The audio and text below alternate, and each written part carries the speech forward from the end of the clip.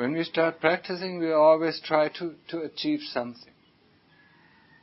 But we are not willing to do the work. Now we want to dig a hole. When we want to dig a hole, we get our shovel ready, we take the first shovel of earth out, and then we feel tired. And then we think, okay, why is that hole not going deeper and deeper and deeper? Because we're not doing our work. We're just thinking about, And it's the same thing with the Buddha. The byproduct of Buddha is calm. The byproduct of Anapanasati is calm. It's not that we achieve calmness. It's not that we have to look for calmness. It's not that we have to look for happiness. Happiness is the byproduct of our work. If we go to another country, if we go to another city, let's say from here to Beijing, if we don't go step by step, we will never end up there. The ending, just a step by step in the right direction, will get us the result of ending up in Beijing. But if we don't do one step after one step, then we will never be there, even if we dream the rest of our lives about it. Get this idea of achieving something out of your mind. Get this idea of judging yourself. Now my practice is good, now my practice is bad, out of your mind. Just do the practice. And you think the walking, when you start from here to Beijing, the walking will be different? If you're close to the goal, and if you just start on the road, the walking is still the walking. So where's the difference?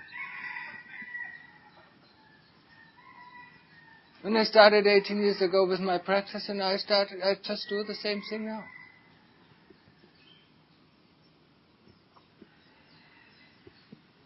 So what makes me good or what makes me bad?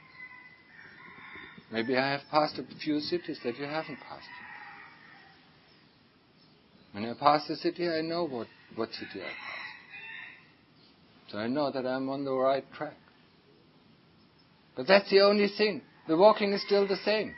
Even if you pass this level or that level or that level. Walking is still walking. It's just one foot in front of the other. It's just one Buddha after the other for calm meditation. And it's one interrogation or questioning of the khandhas, of body.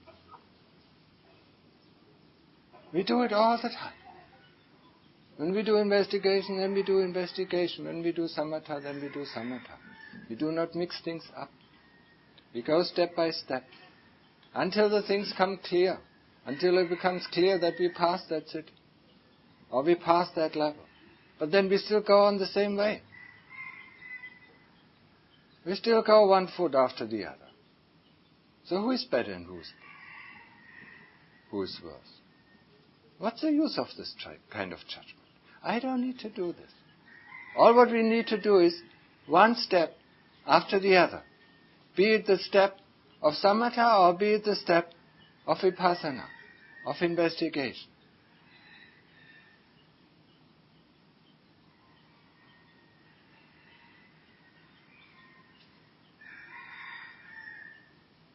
Really, clearly, do understand this. When you see somebody else, don't judge him. You don't know what he has done. You don't know which cities he has passed or which levels he has passed.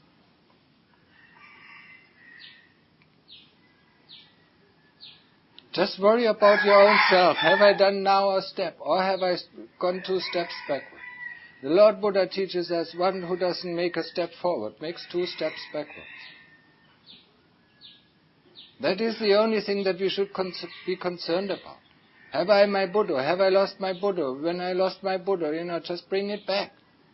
Don't worry where the mind has gone. Just bring it back to the Buddha, or just bring it back to the breath, or to the combination of Buddha and the breath.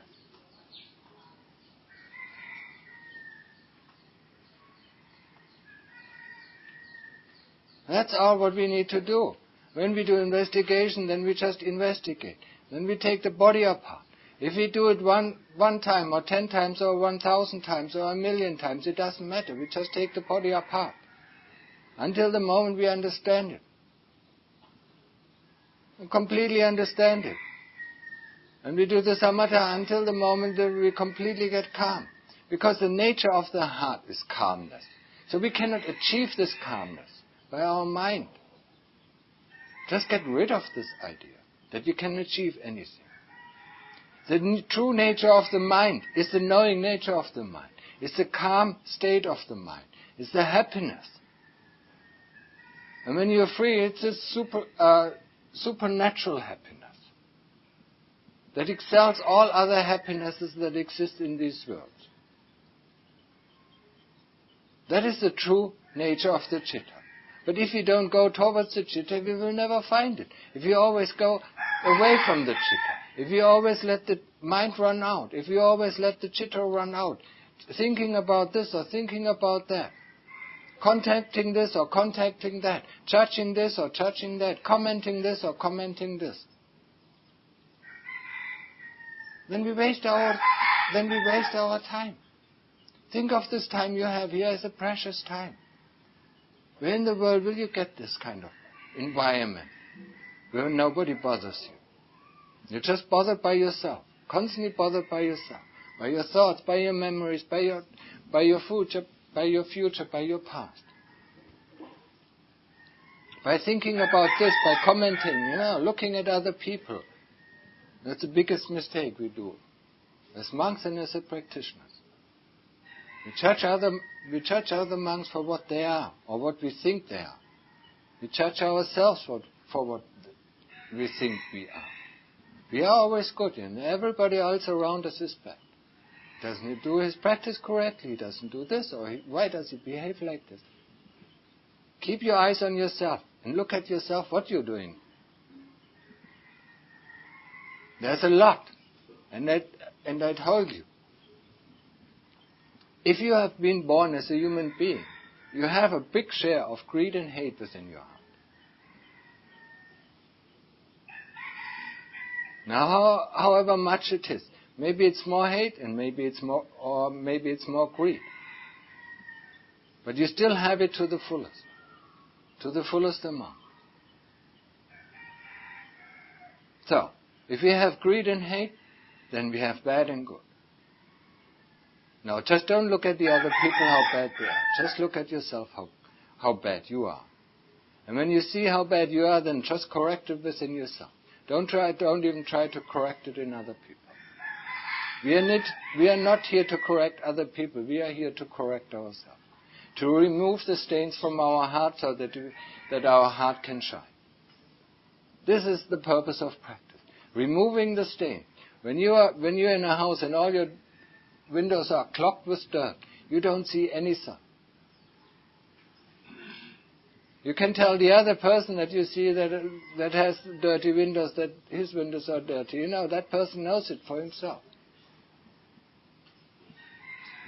Wash your own windows and get some sun into it. Get some light into that. Get some light into your heart. Always find the way to the heart, not from the heart. And the way to the heart is being able to concentrate on the present moment, being aware of the present moment. Whatever happens in the present moment, be aware of it. That is a practice.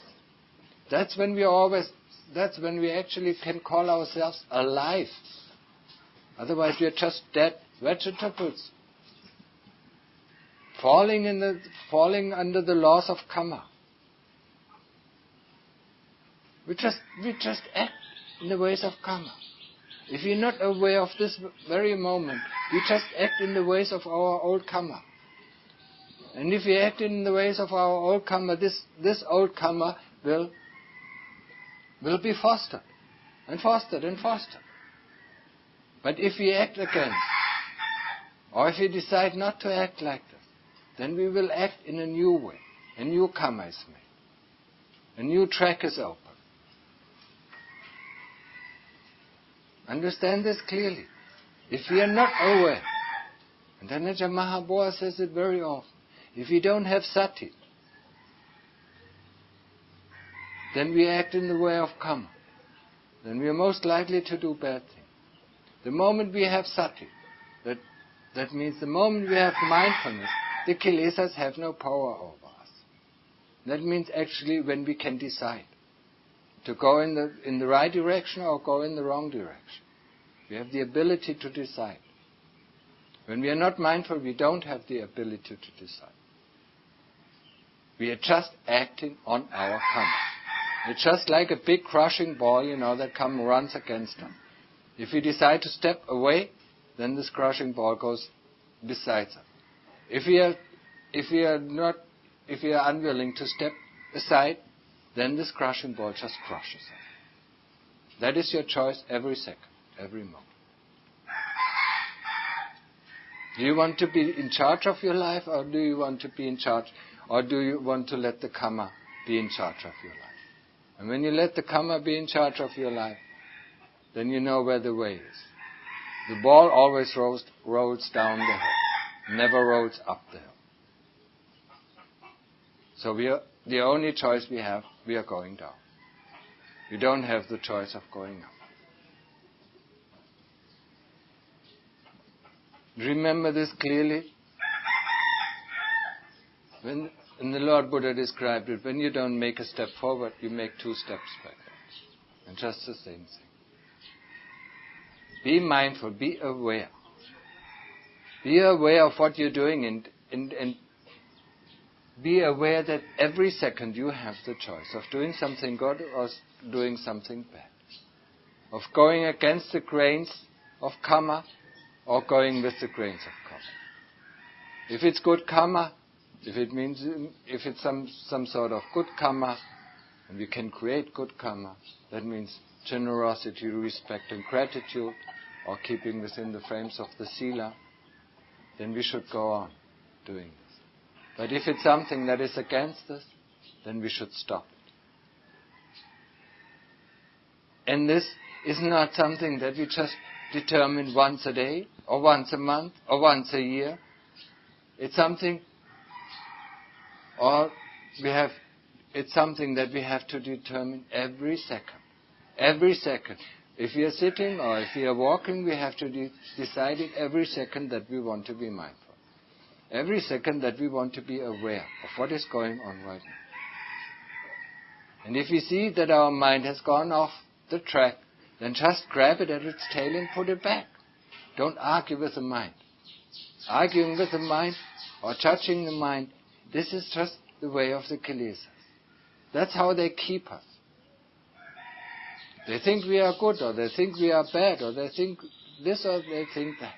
What has it to do with our true nature? Once you get Buddha working, once the mind gets completely calm, there is no judging anymore. There are no worries. There is no fear. Nothing is. All of it is gone.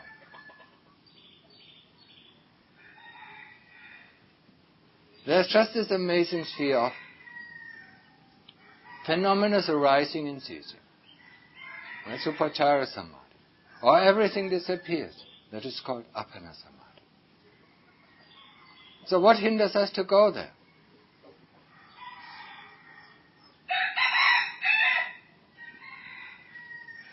Get a handle on it. Really get a handle on it.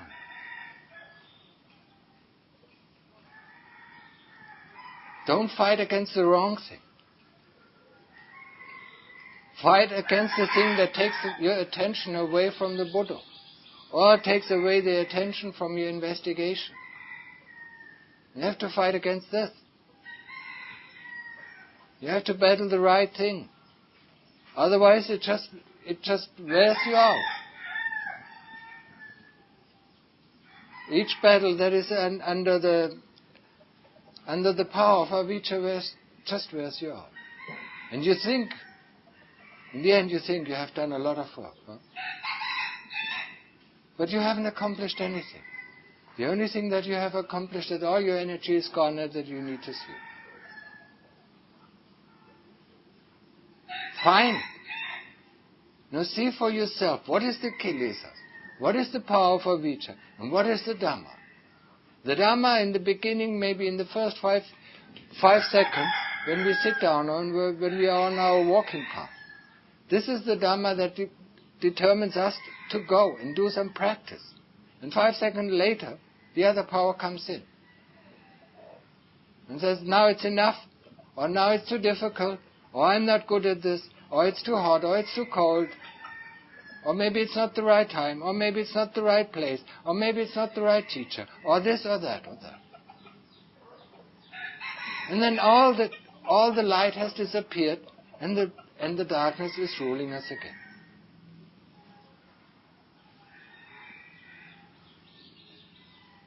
And there are 2 ways. Either you fight against the darkness and say, okay, whatever you think, go ahead and go and think, and I do my work. Or you just don't put any interest in it. You just grab your mind by the tail and put it back to the Buddha or to the object of investigation. Or 2 choices.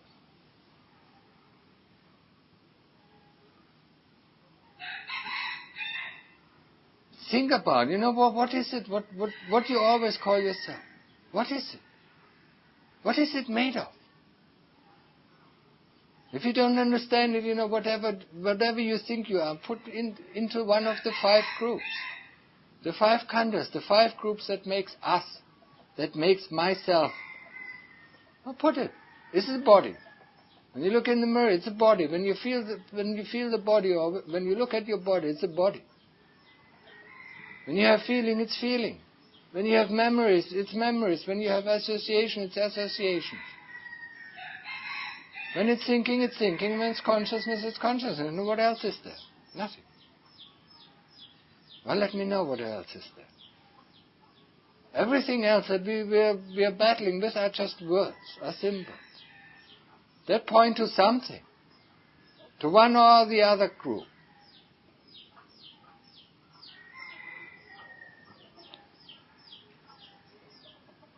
Get it clear. Don't just take it for granted. And if you take it for granted, it will lead you.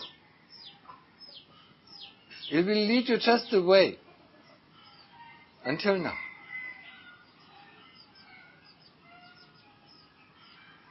And there's a reason why we take up the opportunity to come here to this place and practice. Because we think that there's something dissatisfactory in our life.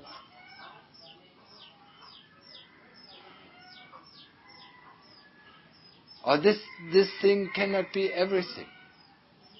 Life cannot be everything. So it's either dukkha that leads us here, or it's anatta, that we don't have a feeling that there is any self involved into this. Or it's this law of anicca that leads us here. That everything just arises and goes, just arises and goes, just arises and goes.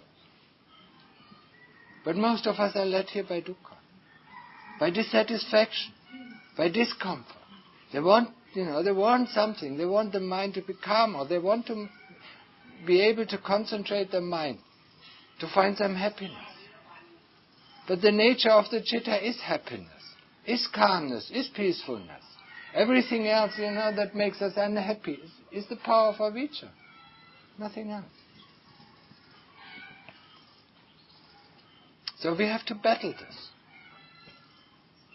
Not giving in. Think about avijja about like a little child. If you give it the little finger, it takes your whole hand, or it takes your whole body. Don't give in. If it says now it's better to go to sleep, then just resist.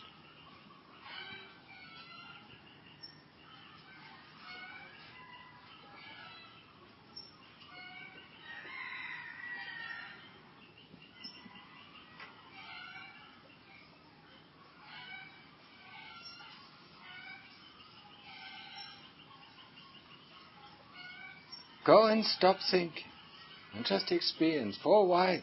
Just take a rest.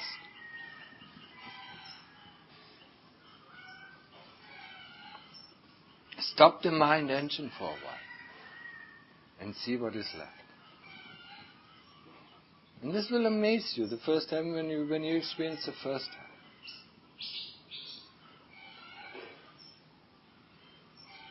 Because you will see, or you will experience, that there is no worry. No.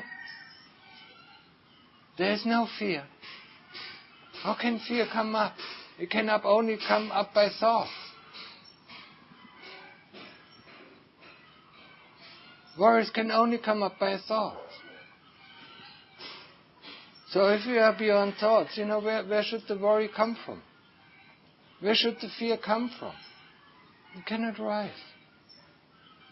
We're in a safe place. We're in a safe haven. We have to be careful when we get out again. Because then thinking starts again, and we're worrying again, and we're thinking about the past, and we're thinking about the future, we're thinking about this is good or that is bad. Coming back into the reality of duality.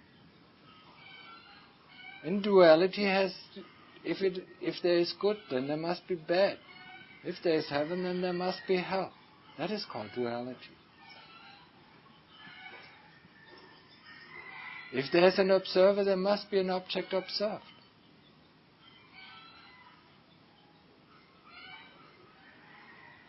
If there's just the observer, and there's no object to be observed, what is it? What kind of feeling is it? If you open your senses and you don't get any input, this one-pointedness. Because the world has disappeared. It is completely concentrated. And then everything has to disappear. If the object to be observed disappear or merge into the observer, and what is left is knowingness, then everything has to disappear. How can it be otherwise? So that means when we come out, then we realize this, or we hopefully realize that the things that we observe are not us. Get it straight. The things that we are observing are not us. You wouldn't call the tree that you see yourself, would you? Well, some people are crazy. They might call it like themselves. But the moment we look at our hand or our arm or our body, we think, this is me. That's myself. This belongs to me. And if this dies, I am terrified. How can this be? Just because it's so close? Yeah, I put the spittoon so close, Is it me now?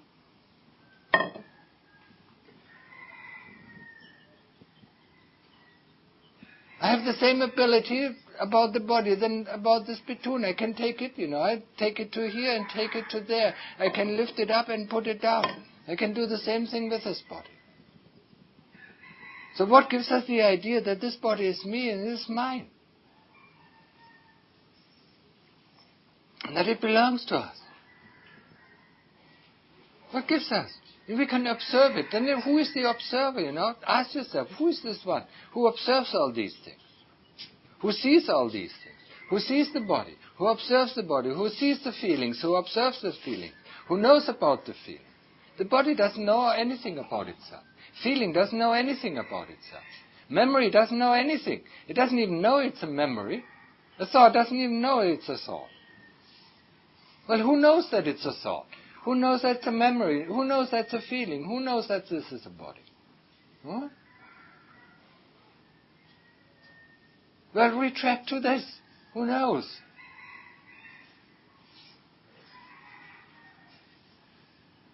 And can this observer, be one and the same thing as feeling? Or can this observer, or the one who knows, can be the same thing as the body? It cannot. I know that this spittoon is there, Okay, I know it. That doesn't make the spittoon me, or myself, or it belongs to me. And it's the same with feeling.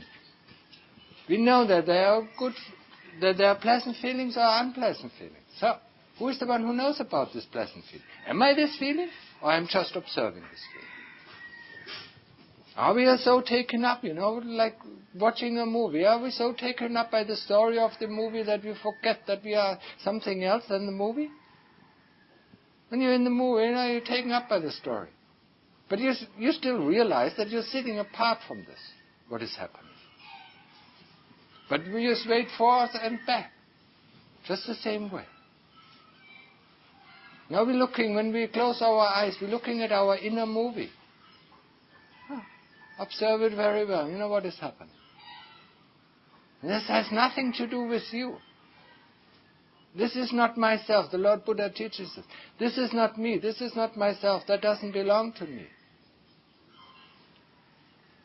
Get this clear. So, any thought that comes up, that we think, I think, or I'm clever. This is not me. That doesn't belong to me. This is not myself. Any feeling, a pleasant feeling or unpleasant feeling. This is not me. This is not myself. That doesn't belong to me. Get a distant view, Step up. Get up from your seat in your movie theater. And look, Are you the movie? Next time you go to the movies, just reflect about it. Are you the movie, or are you observing this movie? Or if you go to a concert, when you listen to music, are you the music, or are you just listening to the music? So who knows about all these things? Who? Get to know it. This is our true nature. Not the things out there. This is not our true nature. It's just the things that we observe. The trees are just trees. The mountains are just mountains. But if you understand the true nature of a tree and the true nature of a mountain, then you can switch the tree with a mountain and say the mountain is a tree and the tree is a mountain, because you understand the true nature of it. Tree is just a word. It's a symbol. It's a label. It has nothing to do with the true nature of it. The true nature of all the things are the true nature. If you understand the true nature of your body, you'll understand it. And then the body is just a convenient term how to refer to this thing. Nothing else. But at the moment we are just still taking the symbols as a value in themselves. Well, write it out, B-O-D-I. Y. Body. A B is B. An O is an O. A D is a D. And a Y is a Y. It's a word. Get down. What does it refer to? Now when we think about the body, what does it refer to? When you look at the body, we see skin, we know that there's a skeleton inside. We see the hair of the body. We see the hair of the head, or we see the hair of the body. Or we can see the teeth. We can see the skin and the nails. That's the outside what we can see. Once we take the skin away, what do we see? We see blood, pus.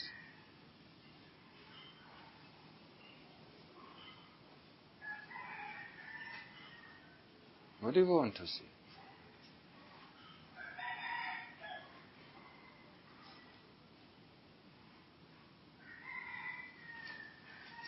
What is it that we are? Now, if you're really interested, get to know what you are. And don't think you know. Whatever I want to believe, that is true for me. If our beliefs change over the 10 years or 20 years or 30 years, we don't mind. So we completely exchange ourselves for another person. When we believe something else, we are completely a different person. Or are we? Today I have this opinion. Tomorrow I have just the opposite opinion. Now what am I? Am I this opinion or that opinion? Am I when I was 15, or am I now when I was 40 or 50 or something like that? Who am I? Constantly changing feelings. Today I'm sick, and tomorrow I'm healthy. So what am I? Am I sick or am I healthy? Who am I really? Sickness is something that passes by. The moment it passes by, we don't even remember it. When sickness is there, we feel so depressed because we feel we can't do anything. Why does sickness have to get hold of the mind as well? The body can be sick, but the mind doesn't need to be sick.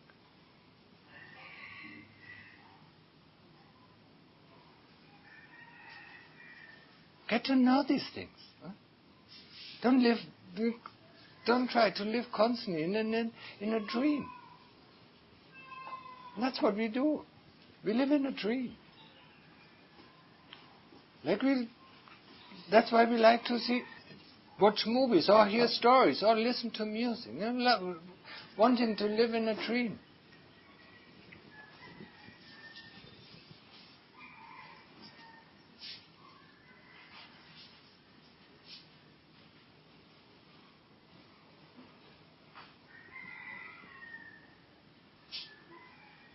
One time we do have to wake up. And remember that these dreams, can be horror dreams as well. It must not be always a nice dream. We can have very bad dreams. We all know. We have nice dreams and we have bad dreams. We like the nice dreams, don't we? We don't like the bad dreams. It's the same thing in the world. We like the nice happenings. If people are friendly to us, if people are giving us something, if people cherish us, yeah? That's what we like. We don't like if people piss on us.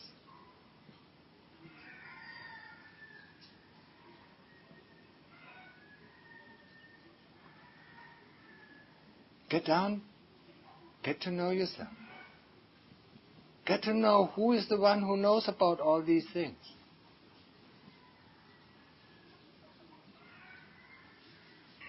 Okay. This is I stop.